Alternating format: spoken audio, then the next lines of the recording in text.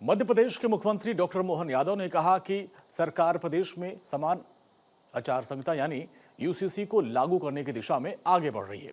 मुख्यमंत्री ने कहा कि एक देश में अलग अलग कानून नहीं होने चाहिए और सभी नागरिकों के लिए एक समान व्यवस्था जरूरी है। ये बातें उन्होंने इंदौर में जिला अस्पताल के 300 बेड के नए भवन के लोकार्पण के आयोजित कार्यक्रम में कहा।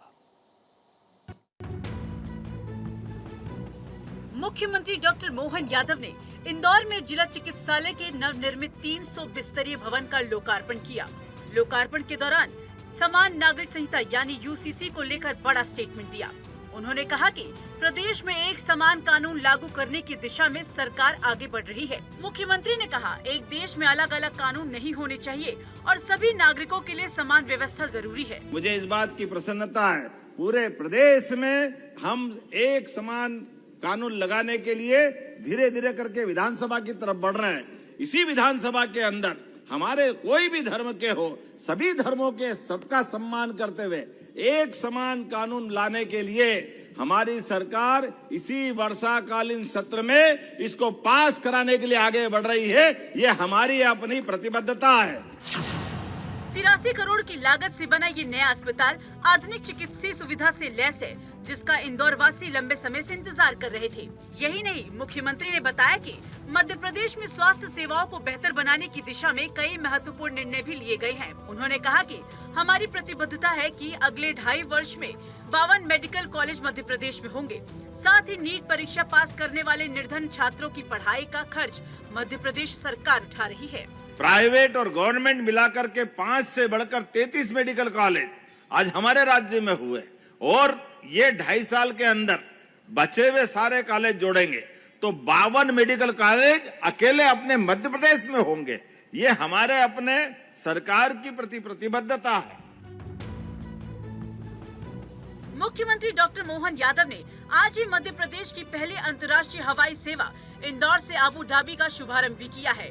इस अवसर पर उन्होंने कहा कि आज इंदौर से अबू धाबी के लिए नई सीधी हवाई सेवा शुरू हो रही है, जिससे प्रदेश की वैश्विक कनेक्टिविटी और व्यापारिक संभावनाओं को नया विस्तार मिलेगा। आज ही इंदौर से अबू धाबी की भी एक नई फ्लाइट शुरू हो रही है। ये मध्य प्रदेश सरकार के माध्यम से शुरू हो रही है। इसका विजय हमारी सरकार के माध्यम से देने वाले हैं। हमारे राज्य के संबंध भी अंतर्राष्ट्रीय स्तर पे हो, माननीय प्रधानमंत्री जी के आशीर्वाद से ऐसे सभी क्षेत्रों में हम आगे बढ़ रहे हैं। टाटा की स्वामित्व वाली एयर इंडिया एक्सप्रेस इंदौर से अबू धाबी रूट पर सप्ताह में 4 दिन सोमवार, बुधवार, शुक्रवार और रविवार को उड़ानें उपलब्ध कराएगी। इंदौर से अबू धाबी हवाई सेवा प्रारंभ होने से मालवा निमाड़ क्षेत्र की बड़ी आबादी को लाभ मिलेगा।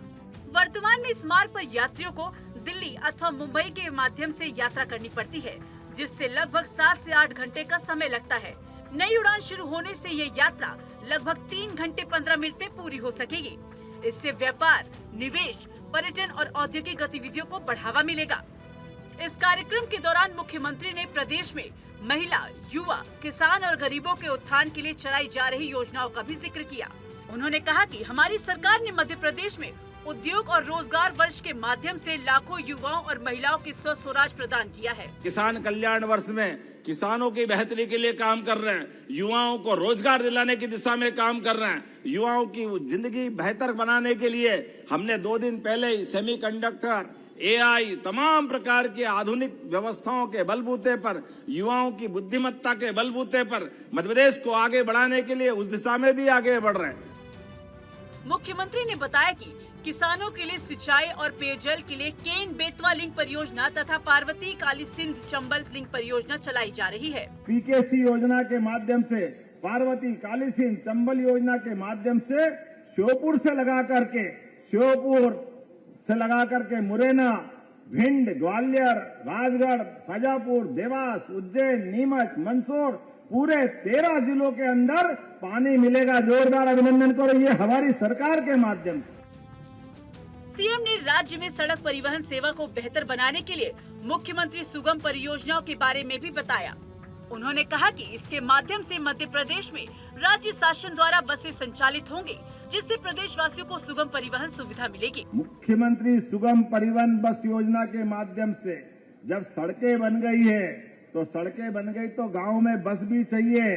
अब तो बस भी चालू होने वाली मध्य प्रदेश की धरती पर सरकारी बस की व्यवस्था आने जाने के लिए सभी लोगों के लिए।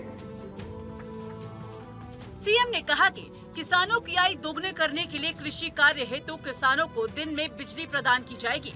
साथ ही मछली पालन और पशुपालन के लिए आर्थिक सहायता तथा डेयरी उद्योग के लिए भी राज्य सरकार विशेष अनुदान दे रही है। यही नहीं, मुख्यमंत्री ने किसानों और व्यापारियों की सुविधा को सर्वोच्च प्राथमिकता देते हुए कृषि उपज मंडी के स्थानांतरण तथा मंडी परिसर में लोक माता देवी अहिल्याबाई होलकर की प्रतिमा की स्थापना सहित सभी प्रमुख मांगों को स्वीकृति प्रदान की है।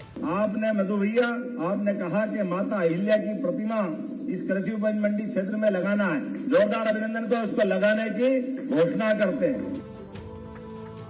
मुख्यमंत्री ने कहा कि मध्य प्रदेश में शासकीय निर्माण की गुणवत्ता अब देश के बड़े महानगरों की तर्ज पर विकसित हो रही है। इसके तहत इंदौर में चंदन नगर से एयरपोर्ट की रोड राज्य सरकार द्वारा बनाई जाएगी। Bureau report, Bharat 24।